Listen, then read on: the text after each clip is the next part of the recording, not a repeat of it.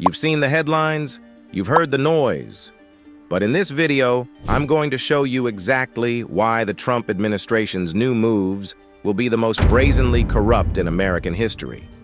And don't worry, I'm not just making baseless accusations.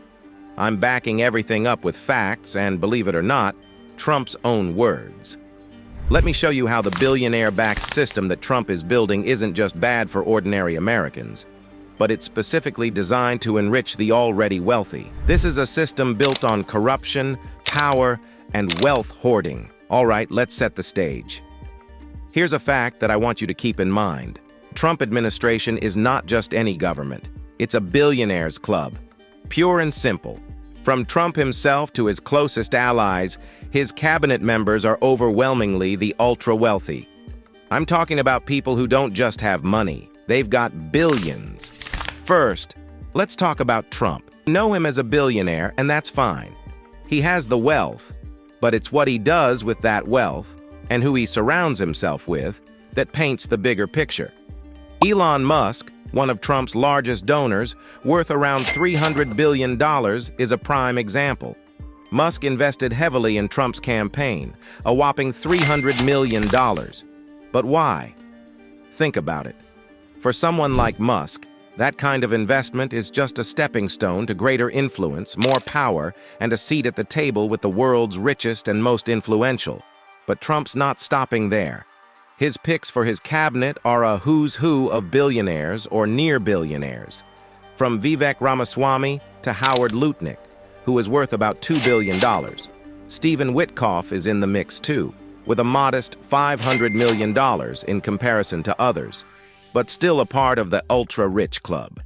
Now, I'm not saying all billionaires are inherently evil, but there's a significant issue when these billionaires get to decide how the rest of us live. It's important to stress this. Not all billionaires are bad. Take Taylor Swift, for example.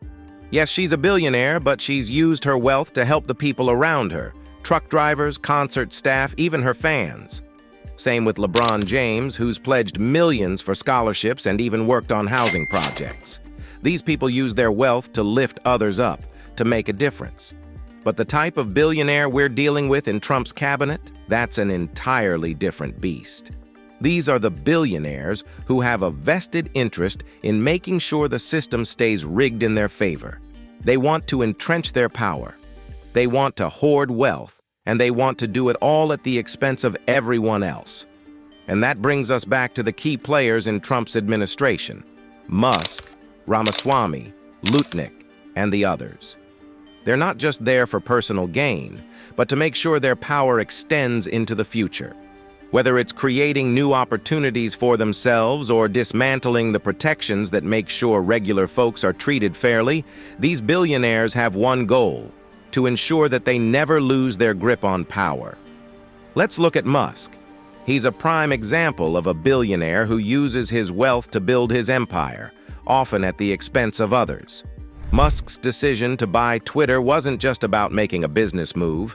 It was about gaining access to the most powerful people in the world, the political elites, the decision-makers, and those who can help him grow his influence even more. Think about it. Twitter was hemorrhaging money when he bought it. It's still a financial disaster. But Musk doesn't care about that. He saw Twitter as a gateway to more influence, to control the discourse, to connect with the richest and most powerful people, and ultimately, to solidify his place in history. Then there's the fact that Musk donated $200 million to Trump's campaign. Why? It's a move designed to earn favor with the president, to make sure that Musk's interests, those of the ultra-wealthy, are prioritized over everyone else's. This isn't about helping America, it's about helping billionaires. But let's not stop there. Trump's latest policies are even more telling. On December 10th, Trump tweeted something that reveals just how deeply entrenched corruption runs in his administration.